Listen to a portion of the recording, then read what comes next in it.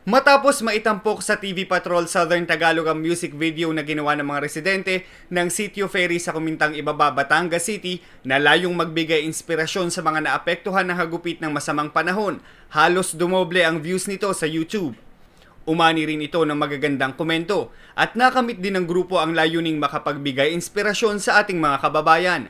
Chinelas mo puti, shirt mo puti, damit mo puti, brief mo puti, kaya pala ang kalikili mo amoy dato puti. Mayaman ka ba? Bakit? Ang dami mong lupa sa paa. Oh. Hindi rin naman maiwasang may magtaas ng kilay dahil hindi umano sila pabor sa paggamit ng mga bading bilang representasyon ng Pilipinas. Pero ayon sa direktor, nagkaroon lang ang ilan ng ibang interpretasyon sa video. Parang sa amin kasi po, hindi po issue yung gender issue. Bagkus po gusto lang po namin i-portray doon, ilabas namin kung gaano kasaya yung mga tao. Marami pang ibang nagawang video si Alan Jeff. Mula sa MTV, ang sikat na Call Me Maybe. May sarili rin siyang bersyon ng mga TV commercials.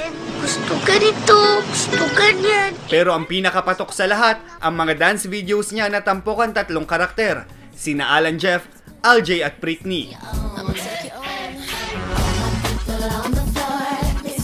Hindi mo aakalaing isang tao lang ang gumaganap sa 3 karakter na sabay-sabay sa pag-indak. Actually, si Alan Jeff, ang pinagsamang dalawa. Bali si Britney, siya yung baklang side ni Alan Jeff. Lagi siyang malandi. Actually, lagi siyang talandi talaga.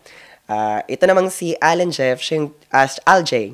Si Aljay naman, siya yung tipo ng lalaking side ni Alan Jeff. Na tipong siya laging parang kuya-kuya, macho-macho. Pero sa other MTV, siya yung boyfriend ni Britney. Hindi rin nawawala ang komedya sa bawat video. Para hindi malito ang mga taga-subaybay ng 3 karakter, may costume para sa bawat isa sa kanila. Itong jacket na may hood ang para kay Aljay, itong sweater para kay Alan Jeff, at ito namang pulang bathrobe ang para kay Britney.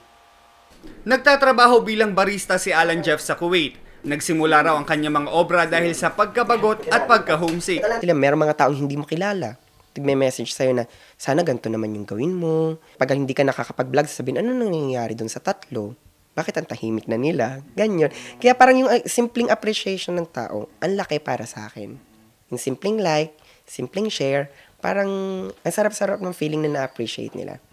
Ilang beses na rin naitampok ang mga gawa ni Alan Jeff sa iba't ibang programa sa TFC at ilan pang programa sa Pilipinas. Nabibigla ako na biglang kagaya sa Kabayan Tambayan, nag-message sila sa akin i-feature daw nila ako sa buong Middle East.